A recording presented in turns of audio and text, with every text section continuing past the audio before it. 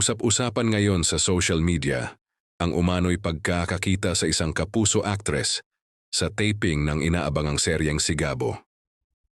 Maraming netizens ang nakapansin sa naturang actress matapos itong mamataang papasok umano sa taping location. Dahilan para umugong ang espekulasyon na posibleng bahagi na ito ng cast ng proyekto. Dahil dito, lalong uminit ang excitement ng publiko para sa bagong serye na pagbibidahan ni Coco Martin at Julia Montes. Matagal nang hinihintay ng fans ang proyekto, lalo't isa ito sa pinakamalalaking teleseryeng inilulunsad ngayong taon. Ayon sa ilang source na malapit sa produksyon, posibleng may espesyal na papel na gagampanan ng naturang kapuso actress.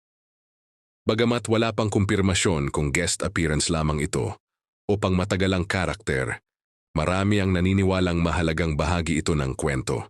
Marami rin ang nagsasabing posibleng isa itong malaking collaboration sa pagitan ng mga artista mula sa magkaibang network. Sa kasalukuyan kasi, mas nagiging bukas na ang industriya sa mga proyekto kung saan nagsasama-sama ang mga bituin mula sa iba't ibang estasyon. Samantala, nananatiling tikom ang bibig ng kampo ng Sigabo tungkol sa naturang issue.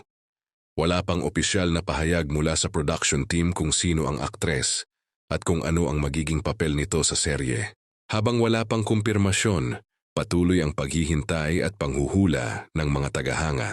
Marami ang umaasang isang malaking sorpresa ang inihahanda ng Sigabo at posibleng ang pagpasok ng kapuso actress na ito ang isa sa pinakamalalaking pasabog ng serye.